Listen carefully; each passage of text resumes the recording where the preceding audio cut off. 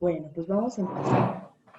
Bueno, vamos a empezar nuestro cuarto conversatorio, que debió haber sido el primero, con el profesor Alfredo Fernández Valdés, que es el culpable de que exista nuestra escuela, la Gran Danza Chikun Ciudad de México.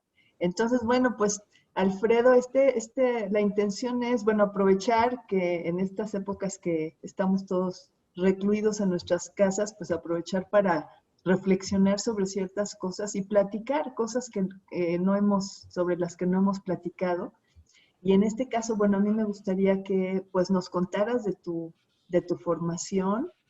Bueno, brevemente, tal vez sería bueno que quedara en el registro que nos conociéramos, el profesor Alfredo y yo, fue la cosa más pues extraña del mundo, que fue gracias al licenciado Montero, que bueno, en paz descanse. Pero que no descanse. Claro, pero que fue pues mucho por él, por su insistencia y sus locuras, que un buen día llegó el profesor a la Ciudad de México a darnos un taller y yo no sé qué pasó, que de pronto acabamos ya metidos mis alumnos y yo en toda una aventura tal que ya ahorita ya tenemos nuestra escuela, ya algunos nos hemos certificado, tuvimos la oportunidad de ir a Cuba, que fue increíble, en fin, todo esto que sea pues no sé, fue como un regalote del destino, que no lo buscábamos, pero que ha hecho que se fortaleciera muchísimo nuestra práctica de Qigong, y que es por eso que estamos haciendo estos conversatorios, para difundir la práctica, pero también hablar como de las cositas de quiénes somos y qué pensamos y cómo hemos vivido esta experiencia. Entonces, bueno, de entrada que nos cuentes, Alfredo, cómo llegaste tú al Qigong. Si quieres, Bueno, remóntate a los tiempos lejanos de tu juventud y cuéntanos todo lo que quieras. Venga.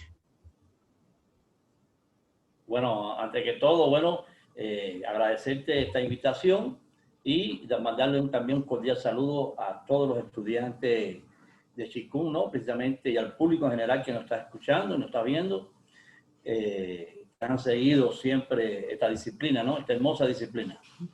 Pues sí, precisamente hace como 2 días, bueno, ayer prácticamente, estaba comunicándome yo con el maestro Roberto Vargas Lee, precisamente de Cuba, que también es el causante de que yo también esté en este camino, porque todo es una cadena, y a veces esta cadena es como que ya está programada por el destino para que suceda, así como sucedió con tu historia, ¿no? Sí. Cuando yo llegué allá a México. Pues sí, pues yo prácticamente empecé este camino a los 7 años, cuando empecé también en las artes marciales, en el karate japonés, en el estilo Ho Chi Minh en Cuba, como muchos, ¿no? Como muchos. Uno de ellos, el maestro Roberto Vargas Lee, que fue destacado y fue un estudiante muy cercano realmente al que introdujo el Karate Do y lo impulsó en Cuba, que fue el maestro Raúl Rizzo, ¿no? Igual que con otros chilenos, fueron promotores pioneros de conducir a parte de la población a este tipo de práctica y disciplina en aquel entonces, ¿no? Estamos hablando de algunos añitos atrás, para no poner ahora. Pero bueno, yo empecé también temprano allá en La Habana Vieja.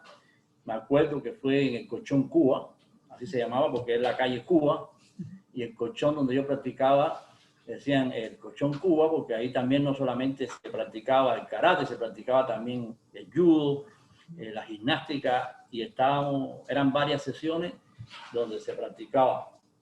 Y yo, bueno, en el barrio, por decir, en la zona donde yo me crié, estaba yo rodeado de karatecas. Habían como 4 o 5 contemporáneos conmigo, porque era muy joven, que practicaban y se dedicaban. Uno de ellos, muy conocido en Cuba, José Pluma. El Pluma, le decían el Pluma porque se movía como una pluma, era muy rápido. El Piedra, famoso Piedra. Y entonces visitaban también mi casa, y yo me gustaba el deporte, hacía ejercicio, y ellos, principalmente el Piedra, fue el que me invitó a que yo incursionara en la práctica del karate, porque yo realmente lo que practicaba en aquel entonces, que era muy bueno, me gustaba, era el esgrima. Ah, Era el esgrima y llegué de sable, de florete, a pasar a sable. Es más, ya me estaban dando de varios estudiantes que practicaban en esa época, fuimos dos que salimos destacados y nos iban a dar la IDE, que es la beca del deporte en Cuba. ajá. Y tengo una anécdota donde la maestra se molestó conmigo porque cuando yo me habían dado la beca, yo dejé el esgrima y me fui para karate. Pero también estábamos jóvenes, ¿Cuántos estábamos en la años edad tenías? donde todo era una aventura, aparte nos Claro. gustaba. Y entonces, cuando empezaron a hablar de las artes marciales, el karate, pues entonces yo, así, de la noche a la mañana, cambié el rumbo y eso no le cayó muy bien a la maestra después ya tener tanto tiempo fogueándome, ¿no? Y preparándome. Ajá. Pero bueno, tomé la decisión y me gustó y empecé una época muy bonita, ¿no? Muy bonita de lo que es el karate. Roberto, él estaba allá directamente en el colchón de Prado, allá donde radicaba realmente Raúl Rizzo. Él fue muy cercano a Raúl Rizzo, en paz descanse, era maestro y amigo.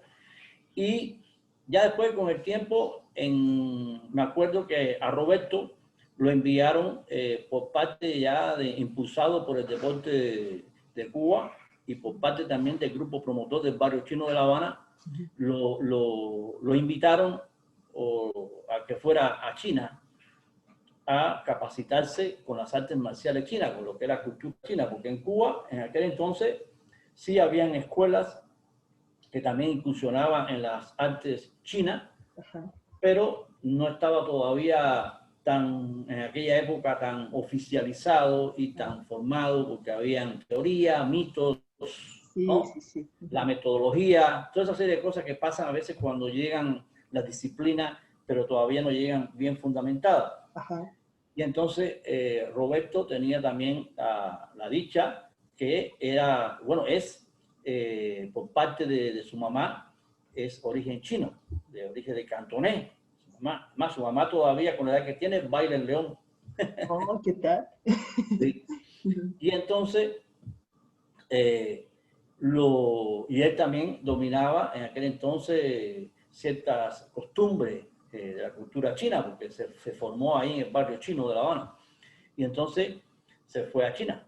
Allá estuvo unos cuantos añitos, que fueron añitos duros, que fueron épocas duras, donde él lo dice en uno de los libros que él realizó en Cuba y editaron, donde él explica todo lo que pasó, ¿no? En su viaje, cuando llegó allá a China, tampoco sin dinero, sin conocer mucho el idioma, todas esas trabas y también el tipo de disciplina, porque él no fue de vacaciones, fue allí Sí, becado a tratar de formarse en esa cultura porque él tenía la responsabilidad, claro, con él fue otro compañero también de Cuba, fueron dos, pero realmente él fue el que llegó a Cuba y tomó la iniciativa de fundar la Escuela Cubana de Wushu, que fue hace ya 25 años de eso,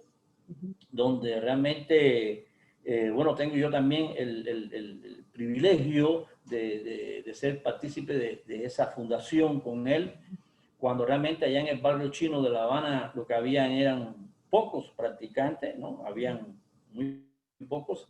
Y entonces también por parte de la sociedad, por parte del pueblo, tampoco había mucho conocimiento, ¿no? De lo que realmente era. Se conocía por las películas claro. y mucha gente tenían, como todavía existe, que todavía valoramos a veces algunas artes por lo que vemos en una película, Sí.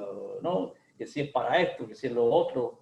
Hay veces que todavía se le sigue diciendo, al Kung Fu se le sigue diciendo karate, ¿no? Ajá. Porque no hay información. Y gracias a la apertura que ha tenido China, pues se está dando a conocer, ¿no? Y eso fue una de las ideas que Roberto inició ese proyecto en la escuela cubana en el rinconcito del barrio chino, porque cuando aquello era un cucurucho, que tenía que había que también darle su remodelación, y poco a poco fueron pasando los años y ya tú tuviste el gusto ahora Sí. de estar allá y ver toda la extensión que tiene ya la escuela, todo lo que se ha hecho.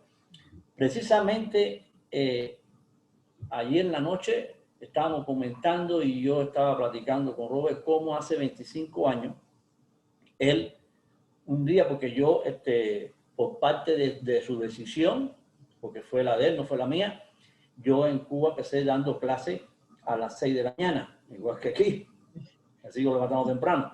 A las 6 de la mañana yo tenía un grupo allí en aquel rinconcito. Y entonces me acuerdo que un día él platicando conmigo me dice, Alfredo, mi sueño es difundir esto aquí en Cuba y que no solamente sea aquí en la escuela, sino que esto llegue a todas las provincias de Cuba. Y me acuerdo que yo se lo recordé que después ya con el tiempo ese sueño se hizo realidad. Sí.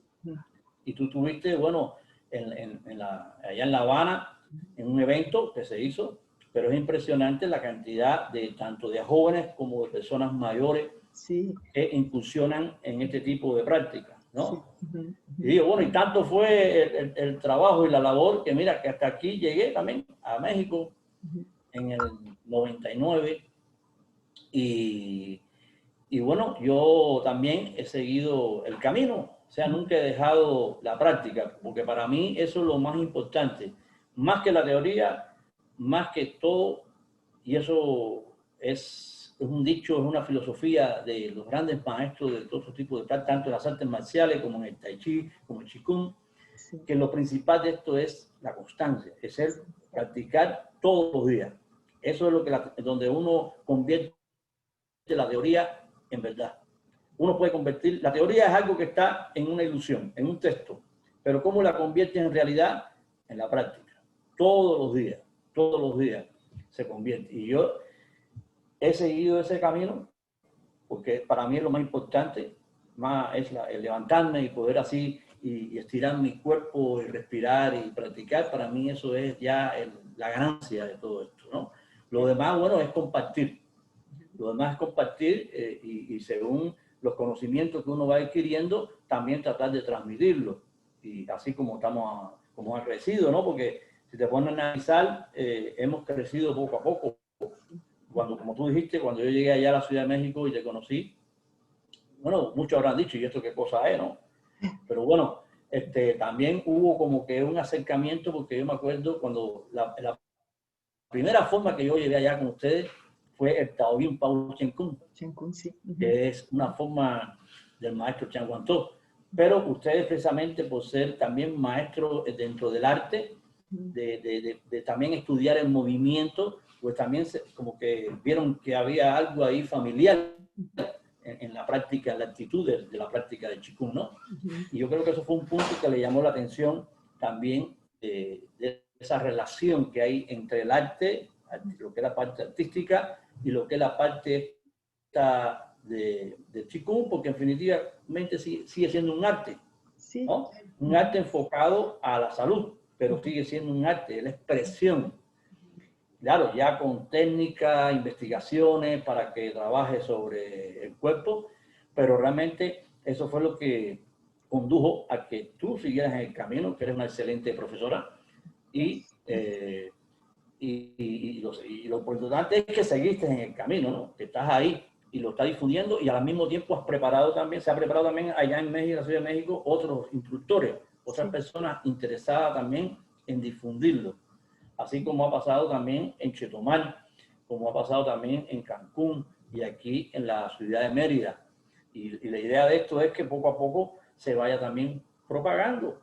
O sea, no hay apuro. ¿Por qué no hay apuro? Porque realmente no somos una empresa que presumimos con una idea de lucrar, ¿no? De lucrar y de perseguir enriquecerse con un enriquecimiento con este tipo de trabajo, sino más bien es difundirlo con respeto, difundirlo con verdad, ¿no? Con testimonio y que esto pueda servir para toda la gente, pero de forma saludable y bienestar, ¿no? Es la idea de todo esto.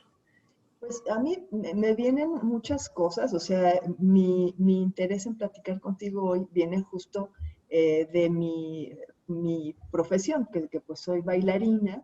En efecto, como dices, bueno, yo desde hace mucho entreno por esta línea, te conocí hace como 10 años, pero antes había, pues sí, hecho tai chi, qué sé yo, pero lo hacía mucho para mí, como que era un entrenamiento para mí, una búsqueda personal, y a lo largo del tiempo sí me ha llamado la atención distinguir que realmente esta parte, porque uno dice el arte de cocinar, el arte de lo que sea, pero como que detenernos en revisar qué es eso de arte, a mí ahorita me hace mucho sentido a partir de este grupo que se formó en el CENIDI Danza, que bueno, seguimos justo esta línea de trabajo, lo que tú nos has enseñado. Tengo alumnas que ahora están bailando. Entonces, como que eso me llevó a una reflexión de qué manera sí despierta la sensibilidad, porque son mujeres mayores que muchas nunca habían hecho danza y de pronto hay como esta inquietud. Y por otro lado, yo te veo a ti y a los profesores chinos que han venido y a otros artistas marciales y veo como una calidad pues muy particular, que yo lo veo como una danza. Claro, tengo que olvidarlo un poquito cuando doy clases de Qigong porque la intención es otra, Claro. pero sí veo que se despierta la sensibilidad y ahorita yo no sabía que habías hecho esgrima, entonces como que sí, la esgrima también es de una gran belleza, o sea, sí me intriga de qué manera despierta pues hasta la creatividad y la imaginación porque uno tiene que evocar una serie de cosas, pero eso me lleva en tu caso a también que nos cuentes esta parte como músico, o sea, cómo, porque tú además eres percusionista y eso a mí siempre me ha causado como mucha, pues me causa gracia esta doble vida, ¿no? De a las 6 de la mañana hacer chikun y a las 3 de la mañana estar tocando, como que de pronto parecería, por estas ideas que uno tiene de este tipo de disciplinas, que uno piensa que es como todo metafísico, espiritual, pero eso por supuesto que tiene que ver con otras cosas y que en tu caso, pues sí me llama la atención. Eso es una, déjate, lo dejo abierto, y otra, que tú trabajas con niños. Y ese es otra, como Sí. otro tema bien interesante, porque uno piensa, bueno, a los niños hay que ponerlos a jugar, a hacer deporte, y de pronto tú los pones a hacer chikun. Entonces te suelto dos temas. Uno, este de la música, si tiene algo que ver para ti o si son como dos actividades separadas o en este aspecto como de la sensibilidad. Y lo otro, ¿cómo has hecho tú para trabajar con niños? Porque me has enseñado videos de niños haciendo el Paduan Yin, que está increíble. Y claro, uno dice, bueno, los chinos lo hacen. No, pero no nada más los chinos. Tú lo haces con tus niños en Mérida y eso me parece increíble. Entonces, bueno, esos dos temas, si alguno de los dos lo pudieras como abordar, me encantaría. No, realmente yo creo que la vida es una actitud del espíritu y todo lo que sea en armonía, o sea, todo lo que emane armonía, ese es el punto que hay que tratar de lograr. Es a lo que los chinos, a través de los años, dentro de su filosofía, su cultura milenaria, se enfocan al concepto de lo que es el yin y de lo que es el yang, ¿no? Entonces, muchas veces, ¿no? Dicen, no, por la mañana yin y por la noche yang.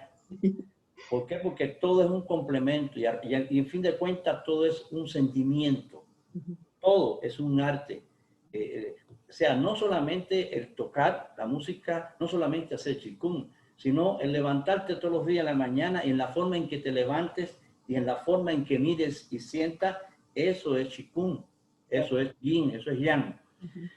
Precisamente hay un punto interesante porque hace unos días yo me comunico mucho, bueno, con algunos de los maestros que yo siempre tengo contacto chino, ¿no? Donde también hago mis preguntas y quiero saber su opinión, si la opinión coincide con lo que yo estoy pensando.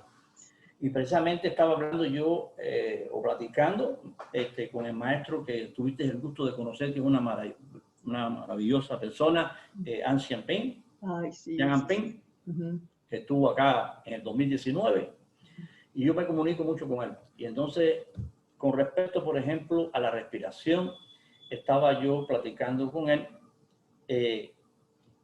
porque para mí, que es la opinión mía, la respiración es un sentimiento. porque ya ahí está involucrado el arte. O sea, si desde el punto de vista que yo técnicamente estoy realizando un movimiento, pero estoy preocupado y estoy pensando en que si respiro aquí y respiro allá, ya deja de ser un sentimiento natural. Entonces, eso es un punto importante. Entonces, ¿cuál es el objetivo? Que así como el cuerpo pueda llegar al momento en que hay un sentimiento de la expresión, ¿no? En el movimiento, se siente el arte en el movimiento, en la actitud del espíritu, también debe ser la respiración.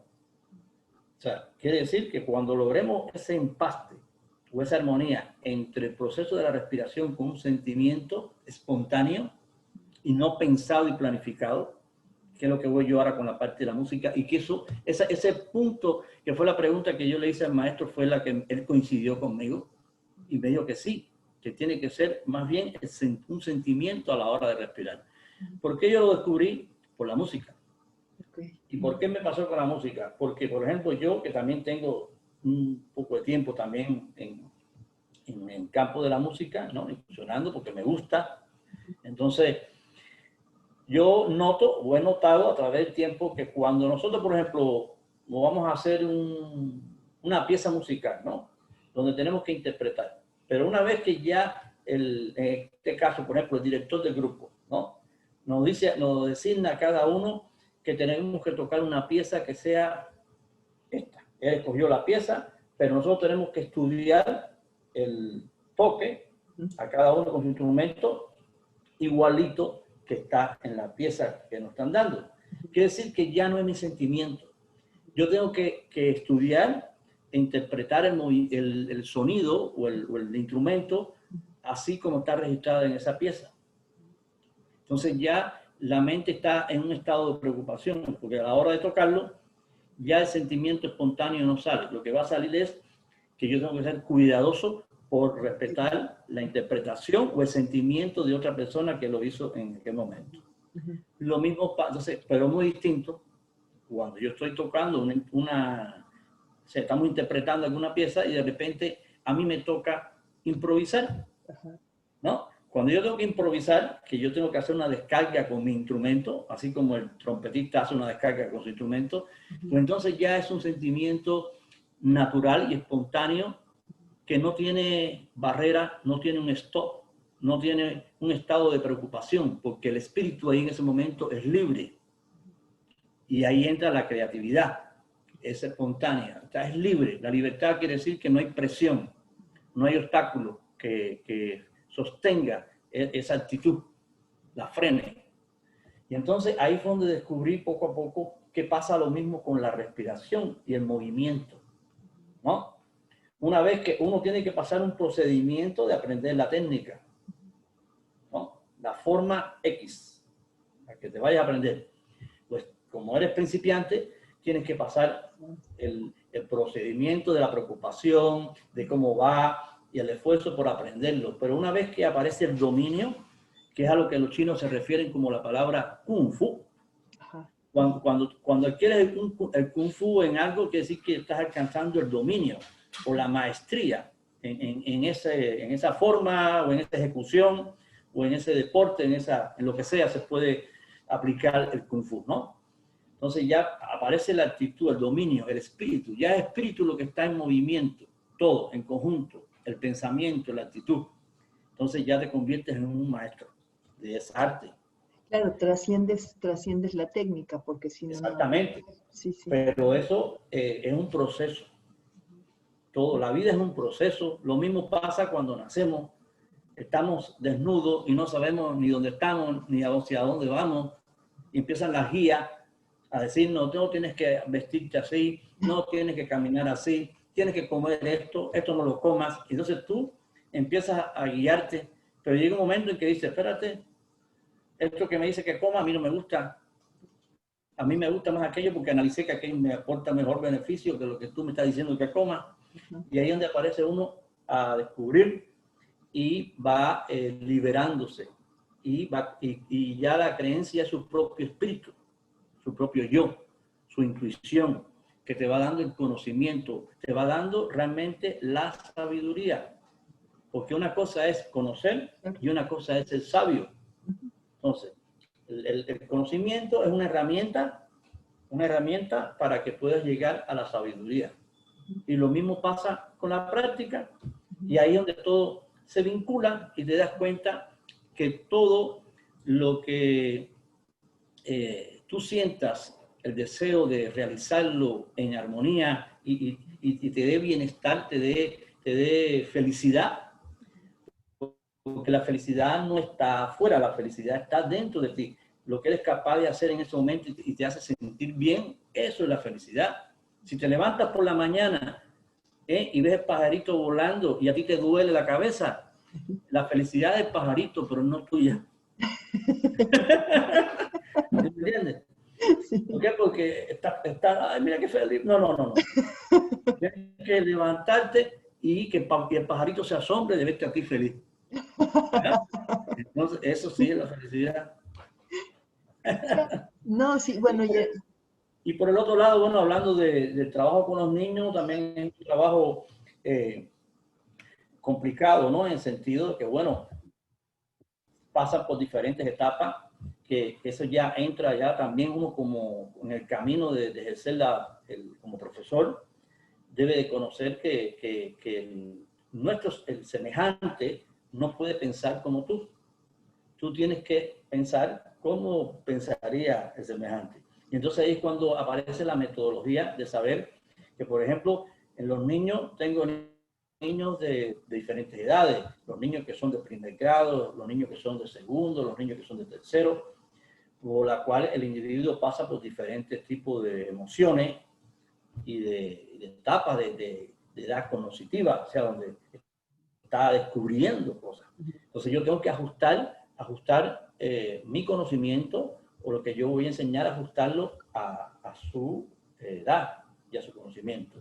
Y eso me ha dado buenos resultados, porque entonces yo tengo que buscar la manera de convertirme también en un momento pensar como un niño, no como un adulto, sí, para poder entender también cuáles son sus necesidades a la hora de ejercer un proceso de aprendizaje, como en este caso, una forma, una rutina. También la actitud física, ¿no? No todos tenemos, tú lo sabes que hasta los adultos pasa, no todos contamos con la misma actitud física. Hay quien se puede doblar, hay quien puede saltar, hay quien puede hacer esto, hay quien no puede otro, las estructuras físicas son distintas, también las emociones son distintas. Y las emociones también son un bloqueo, así como hay bloqueo a la hora de mover la articulación, también la parte emocional hay un bloqueo en la reacción de que quiero, por ejemplo, te voy a poner un ejemplo sencillo con los niños. A veces tengo grupos donde hay niños que llegan y en la parte emocional, cuando tú le dices, vamos, párese ahí para que haga un ejercicio, cuando le toca hacer solo, no lo hace. ¿No? Solo no. Si estamos en grupo, sí. Pero sin embargo, está el otro que quiere hacerlo solo y lo siento y quiere volver a repetir. ¿No? Porque ahí te das cuenta cómo las emociones son distintas. Y ahí es donde uno tiene que tener, como profesor, en este caso como guía, tener la habilidad, la destreza de cómo poder jugar con esas emociones. Y mi propósito es que ese niño que a lo mejor tiene pena, que tiene miedo, que de forma muy gradual, sin lastimarlo, sin que él se dé cuenta, yo lo pueda en un momento determinado llevar a que se pare y haga el movimiento solo, porque eso le va a servir para su formación en su vida emocional, porque no nos damos cuenta que esas partes que suceden, si no se tratan, yo creo que es muy importante que en la parte de la educación no solamente enfocarnos a la materia, sino tenemos que enfocarnos también a la parte emocional de la persona. Y en este caso, si es niño, es donde hay que empezar, porque si ese niño, por ejemplo, que en primer grado tenía miedo a pararse solo y hacer algo, no se le dio la atención, cuando pasa el segundo año va a seguir lo mismo, cuando pasa el tercero va a seguir lo mismo, cuando vaya a la secundaria va a seguir lo mismo, cuando se case y sea una persona adulta, va arrastrando toda esa trauma emocional, que al final de cuentas, cuando ya llegue a ser una persona adulta que se dé cuenta que quiera tener un tratamiento terapéutico, pues va a tener mucho trabajo para poder lograr romper todos esos años. Entonces, desde el niño es cuando hay que estar atento. O sea, me ha pasado, y te sigo poniendo ejemplo, de que de repente allá en la escuela tenemos llantas, unas llantas que se puso en la pared, y ahí los niños tienen que atravesar las llantas, porque son habilidades que, aparte que les sirve de entretenimiento, también son habilidades físicas, de agarre, de seguridad. Algunos no, algunos dicen, tengo miedo, no quiero hacerlo, profesor, tengo miedo. Ah, sí, no hay problema, no hay problema. Si tienes miedo, no lo hagas. Pero a veces me dicen, yo lo dejo porque no los obligo, pero llega un momento en que le digo, bueno, hoy vamos a hacer nada más que un intento. No lo vas a hacer, no vas a avanzar. Tu logro va a ser nada más que pararte aquí en la llanta y aguantarte con las dos manos y los dos pies. Yo voy a estar atrás de ti. Si te suelta o te caes, yo te agarro. Entonces, esa metodología de subdividirlo o ir simplificando es lo que poco a poco llega un momento en que ya al cabo de los meses, ese que al principio se negó, ya lo ve realizando entonces, de esa forma he también logrado que los niños con mucha metodología logren también incursionar la parte de los movimientos rápidos como los movimientos un poco de lo que es el Qigong, ¿no? El Qigong. Bueno, para mí fue muy también parte de orgullo de que en el 2013 logré llevar un equipo de 12 niñas a un evento internacional de Qigong para la salud que se realizó en Nueva York. Okay. Y tuvieron el equipo ganó creo que tercer lugar a nivel mundial. Y fueron niñas de 11 años, 12 años, que era la edad de aquí, representando a México, ¿no? Y fue en el Patuanchín, precisamente, que fueron ese equipo. O sea, que hay posibilidades siempre de trabajar e incursionar y invitar a la nueva generación a todo este tipo de prácticas, porque tenemos la idea a veces en Occidente de que tanto el Tai Chi como el Qigong son ejercicios, porque lo ven lento, piensa la gente de que son ejercicios hechos para las personas adultas por la lentitud.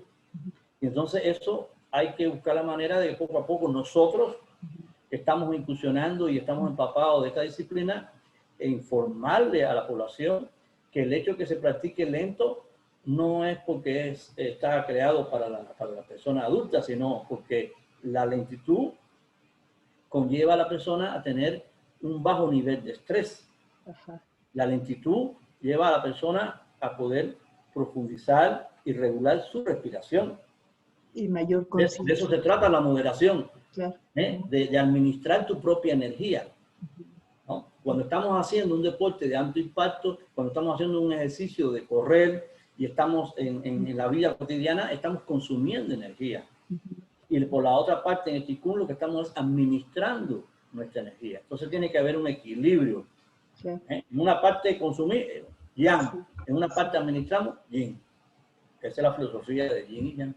Déjame entonces, ahí me voy hacia otro aspecto que me interesa, que es que tú también en algún momento contaste y que yo lo vi, la resistencia que se tiene ante el movimiento lento, no nada más de los jóvenes, sino de los hombres. O sea, porque te cuento un poquito, el grupo que tengo yo en el CENAR, cuando yo daba Tai Chi era casi de puros hombres. Cuando empecé a dar Qigong, se empezaron a ir los hombres y entonces hay casi puras mujeres. Y luego un detalle que me acuerdo que hemos comentado, por ejemplo, en la forma del Tao, que es muy, muy femenina. Y entonces de pronto hay hombres que se resisten a hacerla. Entonces es muy interesante esto que dices de las que eran niñas, ¿no? Sé que también los niños hacen Paduanjin, pero bueno, esta resistencia que tenemos también por cuestiones de pues prejuicios, de que los movimientos suaves sí son para los viejitos y para las mujeres, ¿no? Y de pronto los profesores, bueno, te veo a ti y veo a los profesores que han venido, por ejemplo, el mismo Tao que nos lo enseñó, me acuerdo en Mérida, Hu Shaofei, y que yo veo, bueno, sí es son movimientos muy suaves, sí son muy yin, pero son muy bellos y se ven hermosos también en cuerpos masculinos. O sea, yo no veo nada ahí raro, ¿no? Entonces me parece interesante cómo vives tú esto y que alguna vez comentaste cómo cuando los veían en el malecón, ¿no? En la postura del árbol y demás, decían, ¿qué están haciendo estos hombres tan raros, ¿no? ¿Qué onda con eso? Eso y la masculinidad, ¿no? El chico. Y lo interesante de todo esto es Sí, la mayoría de todos los maestros que practicamos todo esto que es suave y eso, todos son maestros o fueron maestros de las artes marciales sí, duras, ajá, ¿no? sí, Como sí. digo, yo, tanto como el maestro Roberto, dos, practicamos Qigong, pero también somos practicantes de artes marciales duras. Sí, sí. Pero gracias a eso es que pudimos comprender cuál es la necesidad de combinarlas, de combinar. Ya lo que, como tú dices, a veces lo que pasa es, bueno, lo que sucede en las culturas, que todavía hay un pensamiento a veces por parte de nosotros los hombres, un pensamiento machista, Sí, sí. un pensamiento rígido, de que si no me rompo un ladrillo en la cabeza no soy hombre, para ser hombre tengo que hacer esas cosas, ¿no? Sí, Entonces, pero eso ya son pensamientos, son patrones que se van quedando de generación en generación, transmitido en cultura. Y lo que se trata es de romper poco a poco, ir rompiendo ese hielo, ¿no? Rompiendo ese esquema de que realmente el hecho que yo realice un movimiento y desde el punto de vista de ese movimiento aparentemente en nuestra mente se vea como algo femenino, no quiere decir que el movimiento sea femenino. Es simplemente un movimiento, ¿no? es una Esa parte de pensar de que si es femenino o masculino, creo que lo tenemos nosotros en nuestros patrones, ¿no? Y entonces es lo que hace que la persona se sienta acomplejada o sienta de que no, él no nació para eso. Es como también, no solamente esa parte, mucha gente dice que para sentirse bien de salud, tienen que salir de su trabajo y tienen que irse a un gimnasio a quemar calorías y a saltar y hacer un movimiento rudo, porque si salgo de ahí me voy a practicar Qigong, siento que no estoy haciendo nada. ¿No? Eso también es un problema de mentalidad. Pero yo creo que lo que tenemos que es investigar. Antes que todo en la vida lo que hay que hacer es investigar. Porque la investigación y la información me va dando la sabiduría con mejor sentido común. Porque así me pasó a mí hace ya unos cuantos años, después de yo estar todos los días prácticamente así en la práctica dura, porque el karate en Cuba, cuando nosotros empezamos hace unos cuantos años, era karate operativo, era karate duro, duro. Es más, yo me acuerdo que en el colchón donde yo practiqué, en el colchón Cuba, entramos 25 de ingreso a practicar y cuando pasaban 2 o 3 meses nada más quedaban 4. La gente, ¿por qué? Porque los entrenamientos eran duros, eran fuertes. Imagínate después todo eso, esa idea de sentir de que la salud, de que sentirse hombre, por decir así, es el tipo de práctica dura, la fuerza de sentirse uno, ¿no? Protagonista de eso. Pues realmente cuando llegue el momento porque esa experiencia también le pasó a Roberto Valguerli cuando fue a China, ¿no? Él también tenía la mente de que karate, pero cuando empezó a entender y ver lo que estaba pasando ahí, llega en la parte donde el individuo con un grado de madurez, de sensatez, analiza con sentido común qué es lo que está pasando. Y entonces ahí es donde uno dice, bueno, espérate, esto me va a servir a mí, ¿sí? Para defenderme y esto y lo otro, pero esto me va a servir a mí para mantener mi salud. Esto es por poner un ejemplo sencillo, ¿no? Yo, por ejemplo, yo descubrí que cuando yo practicaba duro, entrenaba duro, siempre estaba yo con catarrito, siempre estaba yo con gripa y hasta los amigos míos, compañeros míos que no practicaban me decían, oye Alfredo, tú siempre estás con el catarro y esto y lo otro, pero yo no entendía nada. O sea, no entendía todavía por qué pasaba eso. Dije, bueno, pues yo hago ejercicio todos los días corro, yo corría prácticamente diario, por no decirte todos los días, o sea, un día sí, un día no, por el malecón de La Habana corría desde donde está el Morro, donde está el faro del Morro, por el malecón, hasta el Vedado Hotel Nacional, allá por el malecón, ida y vuelta, 12 kilómetros prácticamente. Y después que terminaba de correr, esa hora fue cuando empezaba yo a entrenar, Híjole. ¿no? Sí. Pero yo decía, bueno, ¿cómo es posible que yo, que estoy haciendo tanto ejercicio y siempre cuando hay un mal tiempo, cuando hay un frente frío, siempre estoy con gripa, catarro, y cosas? ¿Cuándo fue que lo entendí? Cuando empecé a incursionar en la práctica de Qigong. Cuando empecé a investigar de por qué la práctica de Qigong, cuando empecé a experimentar también en carne propia lo que estaba sucediendo con mi cuerpo a medida que iban pasando los años, Claro. me estaba dedicando más a la práctica. Decía, bueno, aquello que constantemente yo me sentía en mi cuerpo que me agripaba, ahora me cae una gripe así, como se dice dicho, de Pascua a San Juan, ¿no? Me cae una gripe. Y cuando me cae muy leve. O sea, como que entra y se va. Quiere decir que algo está pasando con el organismo. Claro. Algo está pasando con el cuerpo que se adquiere más resistencia. Porque precisamente esa es la función de la práctica de Qigong. Ya te lo dice, en una parte uno administra, y en la otra parte uno consume. Cuando yo estaba practicando todos los días un deporte de alto rendimiento y duro, pero no realizaba ninguna actividad para administrar, pues lo que hacía era consumir. Sí. Trabajo, entonces consumir, llega un momento en que el cuerpo pierde defensa, pierde fortaleza, por mucho entrenamiento que estés realizando. Pero cuando te dedicas a practicar una disciplina que sea lo contrario, que trata uno de administrar, pues entonces hay mayor fortaleza. Por eso es que se está recomendando ahora en estos tiempos que estamos pasando esta necesidad mundial, estamos recomendando lo que practicamos, lo que tenemos el conocimiento de esta disciplina, difundir ciertas prácticas para que la gente pueda fortalecer su cuerpo. Porque el problema no es el virus, el problema es nosotros. Si te pones a analizar desde un punto común, el virus está ahí, es un enemigo invisible.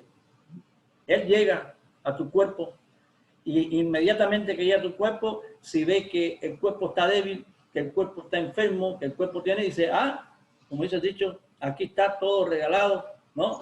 No hay enemigo aquí esperándome, ¿no? Pero cuando el cuerpo está fortalecido, cuando el cuerpo está con salud, esa es la palabra, buen estado de salud, entonces ya hay una contra, hay un enemigo que el virus va a tener trabajo, no va a realizar sus funciones tan fácil. Y por eso es que a veces está lo que está pasando en el mundo, que hay muchos muertos y alguna gente sí rebasan el problema del virus. Es más, no sé si lo comenté hace poco, pero en una investigación que se hizo por la Institución Mundial de la Salud, ¿no? Organización Mundial de la Salud, se hizo una encuesta a nivel mundial y el 20% de la población mundial, o sea, el 20%, está declarado como personas que tienen problemas de enfermedad, o sea, son enfermos. Ahora, un 75% de la población tiene problemas de la salud y un 5% está saludable. Entonces, quiere decir que la mayoría de la gente tiene problemas de salud. ¿Por qué? Porque la mayoría de la gente tiene poca actividad física, la mayoría de la gente tiene un alto nivel de estrés por los hábitos de vida que tiene, ¿no? Emocional, todo eso, la mala alimentación, todos esos problemas son herramientas que facilitan que el virus pueda invadir y atacar tu cuerpo hasta que le cueste a uno la muerte. Por eso es tan importante ese giro. Ahí es un momento donde uno reflexiona y dice, bueno, espérate, a mí me gusta la vida, me gusta disfrutar de todo, pero también tengo que tener un momento para buscar un balance para poder seguir disfrutando de todo, porque es el objetivo. No es disfrutarlo para 4 días. La idea mía no es ser millonario por 4 días, sino mantenerme todo, ¿no? La vida, claro, así es. Sí, pues justo, y bueno, es que hablas de esto y me pienso en mí, ya ves que yo siempre ando trabajando como loca y es algo que no acabo de entender y ahorita lo estoy entendiendo, ¿no? Lo importante que es parar, o sea, hacer un alto y modificar un montón de hábitos y ampliar como la visión de salud, ¿no? Salud que es esto que hablas de la felicidad, a mí me encanta, se me hace súper bonito y que, bueno, yo nunca te he visto a ti enojado, o sea, me llama mucho la atención eso, o sea, ya son Y sí 10 me enojo años. cuando mi mujer me deja sin comer. Hubiéramos invitado a Luli también sí, yo quería preguntarle a ella, porque es como muy impresionante que hemos vivido algunos sucesos. Me acuerdo una vez de las que viniste a dar un taller y que bueno, finalmente encontramos un bonito sitio, ¿no? En Casa Xitla, pero que antes era como estar buscando dónde se podía. Y hubo un año que viniste que estábamos en una casa de cultura Sí, Guayamilpas, creo, que era un caos, o sea, que había un curso de verano y pasaban los pues, sí. niños y había una señora que estaba insistiendo, no sé si te acuerdas, que quería fuerza el itinerario, todo como muy estresante. Y tú, pues, como si nada, empezaste a dar tu clase a la mitad de una plaza, de verdad que era un caos, y de repente se empezó a hacer el silencio, ¿no? Que fue muy bonito como a lo largo de la semana, ese espacio que era un caos, a partir de que, pues tú llegaste y diste tu clase y todos la hicimos, esta señora entendió que pues no había itinerario, o sea, sino que íbamos un poco resolviendo sobre la marcha, pero tu actitud a mí me llamó mucho la atención y que siempre ha sido esa, como de, bueno, esto es lo que es, hacemos lo que tenemos que hacer y curiosamente como que es como si el universo, que bueno, es una imagen que a mí me gusta, que cuando uno se alinea, el universo también se alinea, ¿no? Como que las cosas fluyen cuando uno también se pone en un lugar como sin resistencias.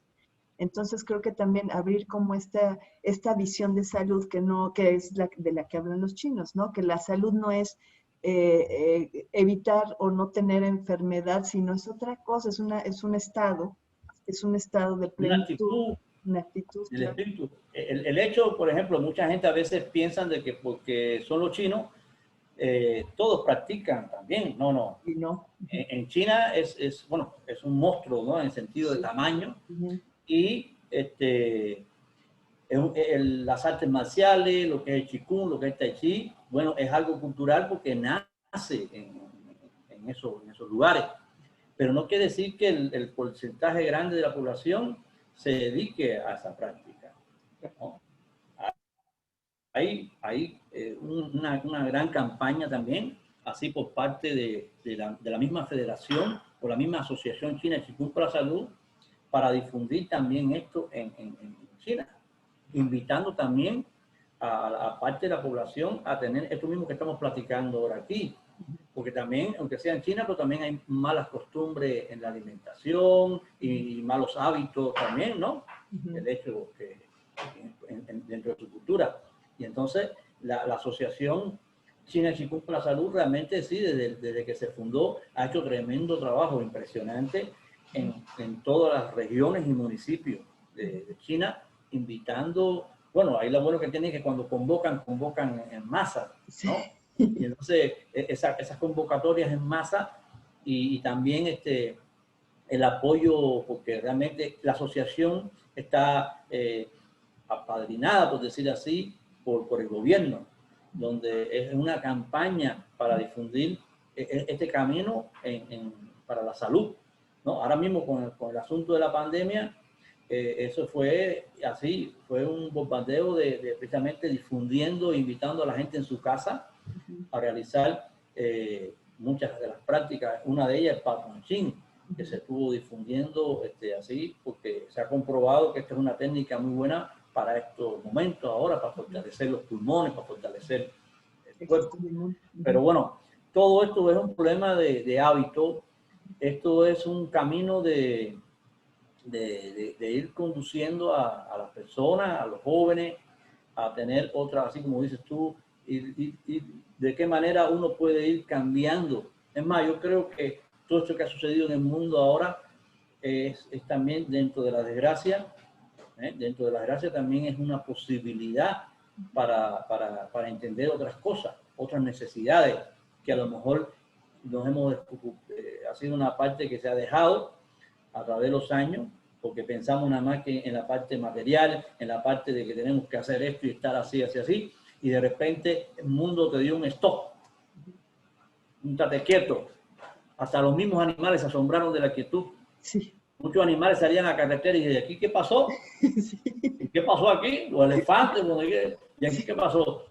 ¿No? Entonces, porque fue como una quietud, un cambio, un giro, que no, en este momento yo siempre digo que de las cosas que mentalmente pensamos que son negativas, hay cosas positivas. Entonces, de ahí, de eso que pensamos que es negativo, tenemos que sentarnos tranquilos y decir, bueno, espérate, ahora voy a empezar a sacar como la naranja cuando la exprimo, ¿no? La parte negativa es la naranja estrujándose con el aparato, pero abajo está cayendo el jugo. Sí. Y ese jugo es el que yo voy a hacer así, es la parte positiva. Claro. Y voy ahora a agarrar y voy a dar un giro a las cosas, ¿no? Claro, y que yo creo que en mucho dentro de la práctica está esta observación de la naturaleza.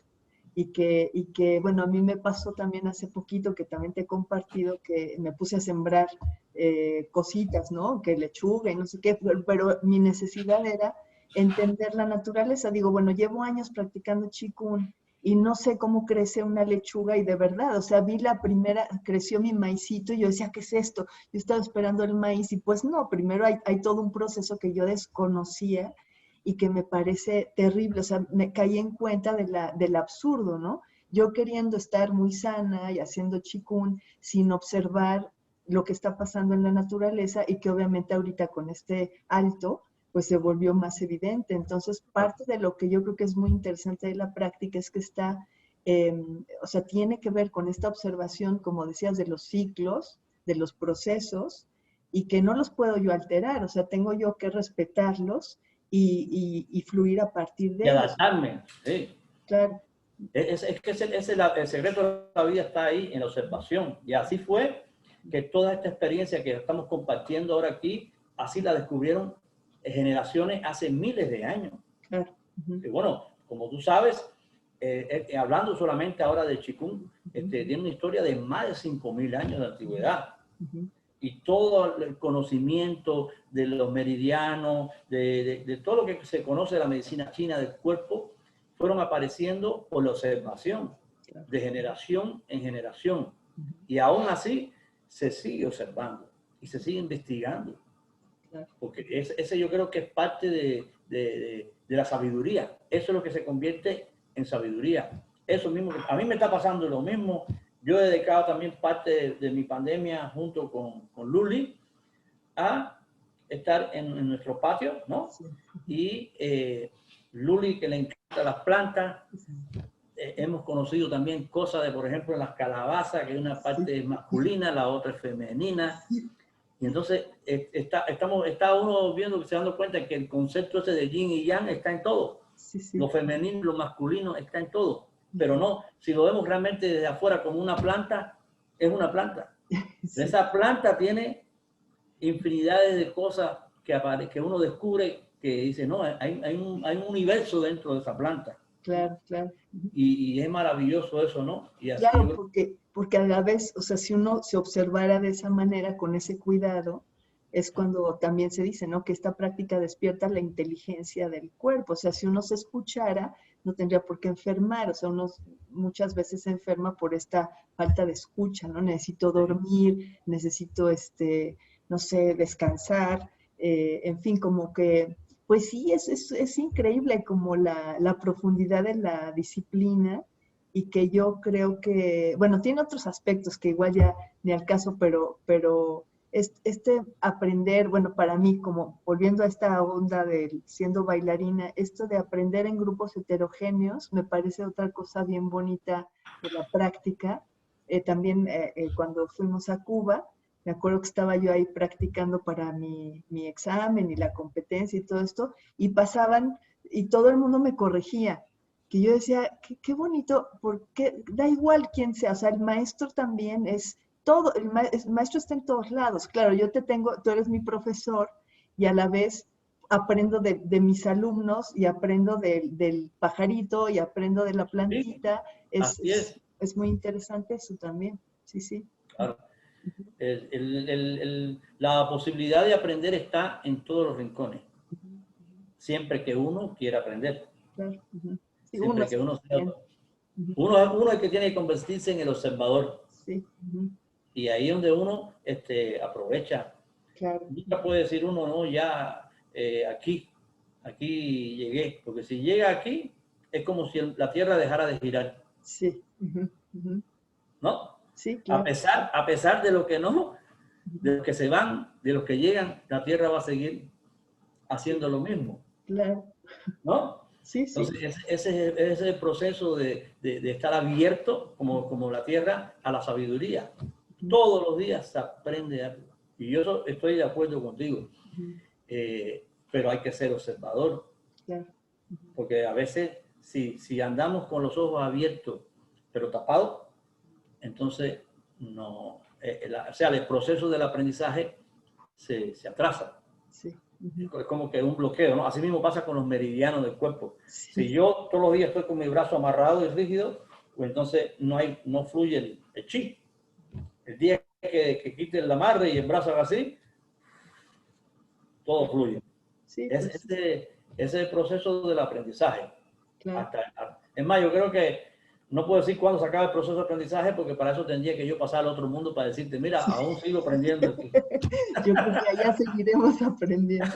Ay, Alfredo, pues no sé si quieras algo más, cerrar con algo más, este, eh, alguna conclusión, algo más que quisieras tú. Bueno, realmente invitar ¿no? a todos, aprovechando ya esta oportunidad de que estamos aquí platicando y abiertamente, pues invitar a todos aquellos que estén interesados en la práctica de Qigong, ¿no? Dependiendo el lugar donde vivan, ¿no? Que se acerquen, bueno, en este caso hablando ya como asociación, Sí, pues tenemos escuelas en la Ciudad de México, tenemos escuelas en Chetumal, tenemos escuelas en Cancún, en Bacalá, aquí en la ciudad de Mérida.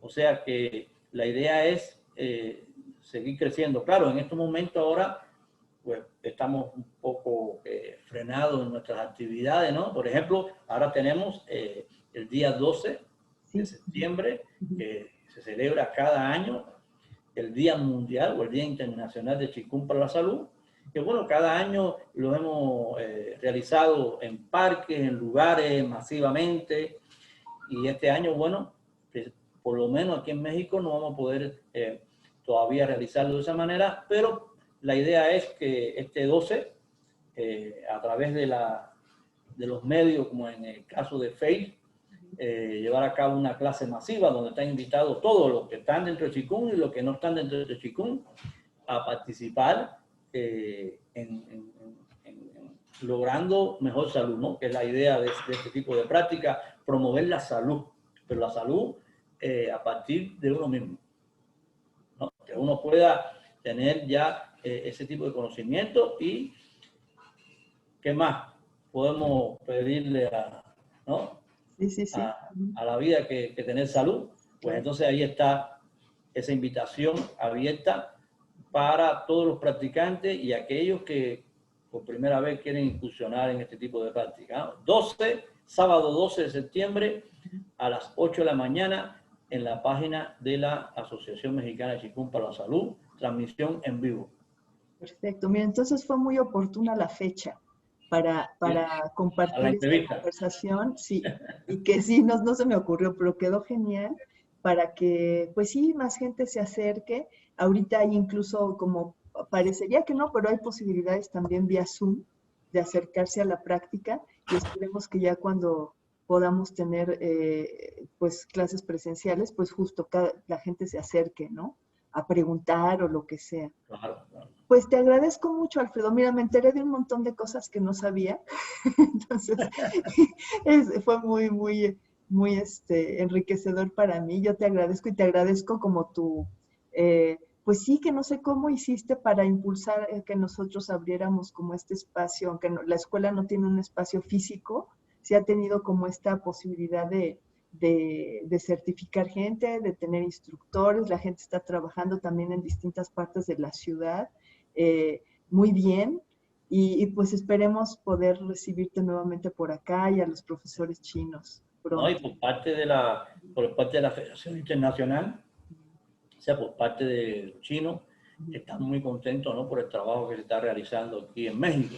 Yo los mantengo informados siempre y siempre estoy enviando fotos de todos ustedes, ¿no?, la que sube, la que no me la robo de Facebook, la que no me la manda, y se la mando directamente allá a China, para que ellos tengan también siempre un registro de que aquí, con pandemia o sin pandemia, siempre estamos trabajando todavía, chicos, ¿no? Claro que sí. Bueno, pues muchas gracias. Gracias. Voy a cerrar la grabación y ahorita nos despedimos, ¿bien? Claro que sí.